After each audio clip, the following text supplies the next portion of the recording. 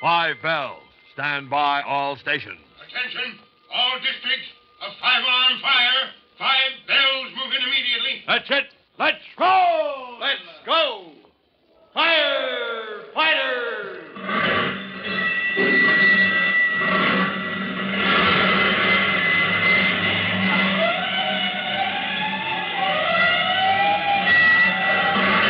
Presenting Firefighters, the true-to-life story of our unsung heroes who stand ready to ride by day or night against our most murderous enemy, the Demon of Fire.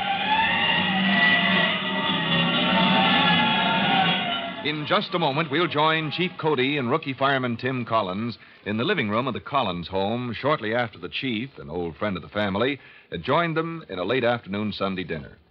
Mrs. Collins and Trudy are finishing up the dishes in the kitchen, and the men, with Tim's young brother Jimmy, are relaxing while they can. They couldn't be expected to know that less than a mile away, a single match carelessly dropped before it was completely out is setting off a chain of events that will make history, to say nothing of a 5-alarm fire. Well, now, you'll be in at the beginning, right after the following announcement.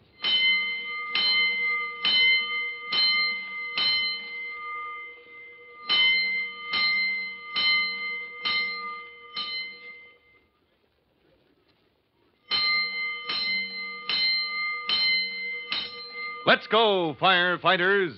Let's get over to the Collins home and watch Chief Cody taking his ease for once. That is, watch him trying to. He's stretched out in an armchair after dinner, rookie fireman Tim Collins in a similar position opposite him. There's only one thing wrong with this peaceful scene, and that's Tim's young brother, Jimmy. Look, Jimmy, will you sit still for just 1 minute? Well, all I'm doing is asking the chief a few questions, Tim. A few? You've already asked 173. I've been keeping count. Oh, you're kidding me. Listen, Chief Cody. What is it, Jimmy? You told me about the longest fire you ever fought and the shortest. Which one was the worst? Well, that's hard to say. Why is it hard to say? Because it depends on so many things. What things? Well, take the days when your father was alive, son. When he and I were rookies together. And that was a long time ago, huh? Oh, do you think that's a nice thing to say, Jimmy? Well, it's farther back than I like to remember. But the point is, a little fire then was a big one. Oh, I don't get it. How come? We didn't have the equipment we have now, son. No radio, telegraph bureau, portable power units? Not only that, Tim. I'm thinking of engine pumpers like we have today. Huge aerial ladders, water towers, searchlights, and so on. Hard to realize how much equipment there is. You know, sometimes a chief's job is more like that of a general, Jimmy, than, well, let's say a smoke eater. I notice you're always right in the middle of things. Still, one part of your mind has to see the whole thing like you were up in an airplane. Yeah, in other words, Jimmy, the chief has to direct everything. He not only has to measure what's happening, he has to try and see what might happen. But what about the worst fire you ever fought? Well, that's what I'm talking about right now. The worst ones are those that always have a surprise in store for you. You think you've got the situation under your thumb, then something new pops up. Something you can't foretell. Yeah, those are the tough ones, all right. I never saw one that could lick the chief yet. When he gets to a fire, bingo, he knows just what to do. Well, you get so you figure all the factors even before you get there sometimes, Jimmy. But well, how do you do that? Oh, mostly habit and experience, I guess. And being on your toes. Say, you heard what I just did, Chief? Yeah, Engine Company 8, your district. Heading south. You want to check headquarters on it, Tim? Yes, sir. Yeah, I'll give him a ring right now. Well, gosh, this is your day off, Chief Cody. Well, that all depends, son. If I'm needed, just because you hear a fire truck in the distance doesn't mean you're needed, does it? Well, I'll tell you, Jimmy. It's that old habit of trying to look ahead. Makes you take some wild guesses sometimes. Now, it sounded to me as though that engine company was headed out of this district. The south boundary's only a few blocks from here. Well, what would that mean? Might mean a second alarm, or that it was being pulled into the next district to cover equipment pulled out from there. Anyway, it makes me kind of curious. Oh, then I'm not the only curious one around here, huh, Chief? Well, son, you ask as many questions as you want. It's the only way you learn. And there was a time when that brother of yours did the same thing. I got the dope on where number 8 was heading, Chief. Second alarm. Hey, that's what the chief thought, Tim. A plant alarm box sounded the original call. Grayling Chemical Corporation.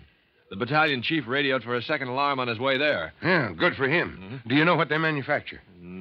No, sir, I can't say that I do. I do. They make the moth flakes Mom puts in my winter clothes when she stores them away. Oh? That's right. Moth balls, moth flakes, disinfectants. Do you have to go, Chief, or can you stay here?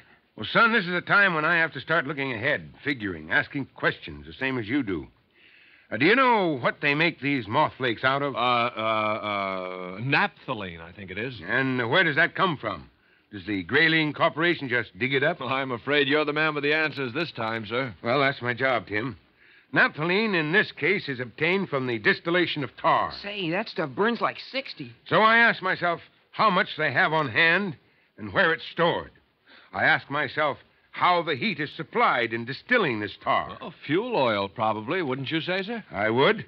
So how big an oil tank and where is it in relation to the fire just reported? Gosh, isn't that enough? No, not nearly enough, Jimmy.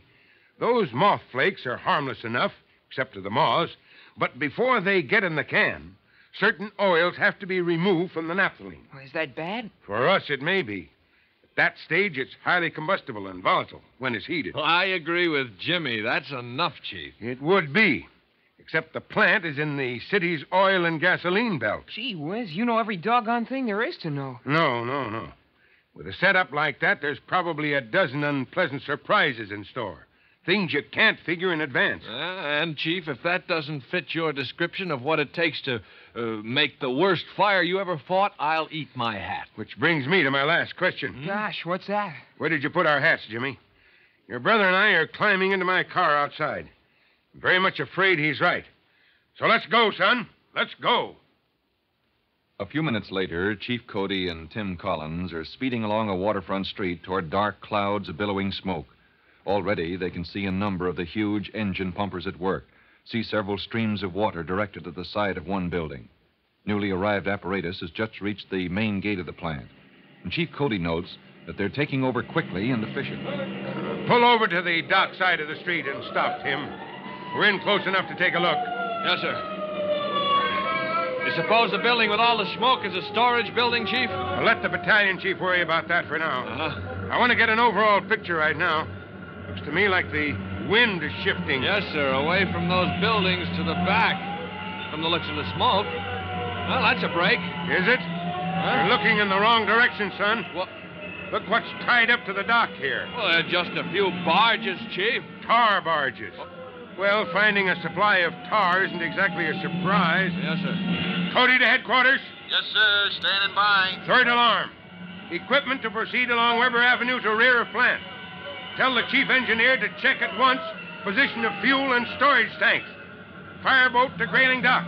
Provide cover for barges to be towed off immediately. You got that? Yes, sir. Well, get it out and stand by. As soon as I get the layout of the plant in my mind, I may want more equipment. Okay for now. Look, Chief, if I join my outfit... You stick with me for now, Tim.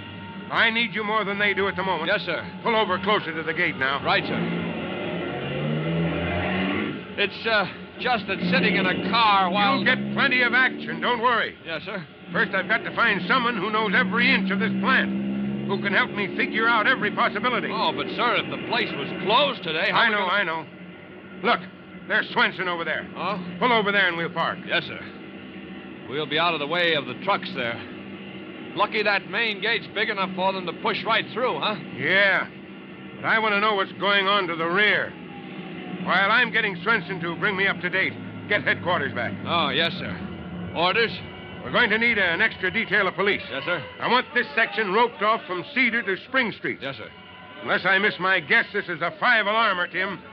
It will bring out every buff and fire fan in town. From the looks of that heavy smoke swirling down on us, it's got a good start, all right. If it ever lets loose, What's that? It sounded like a shot, Chief.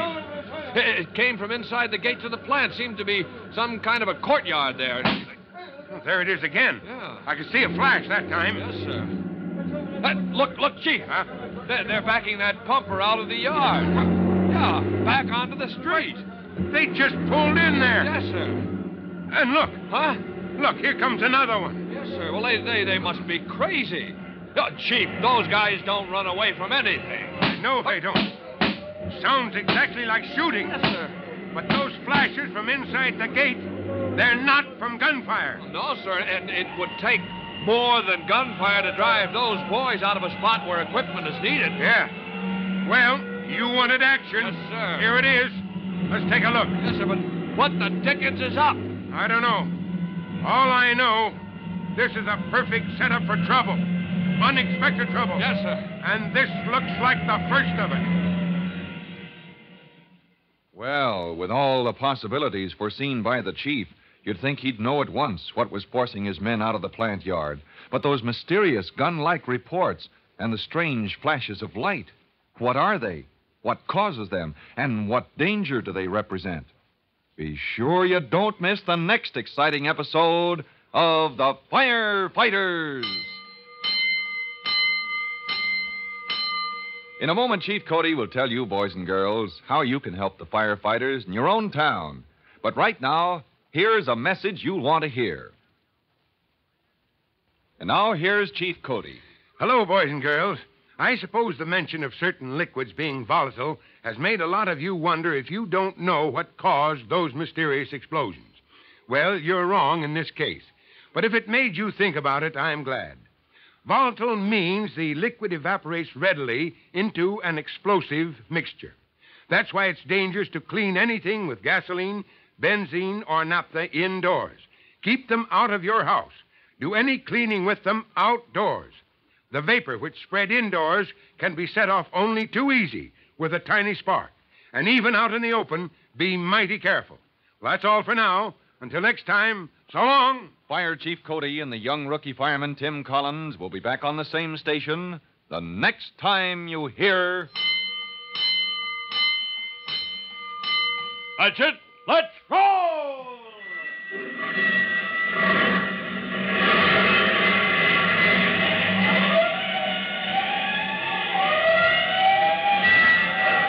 Let's go!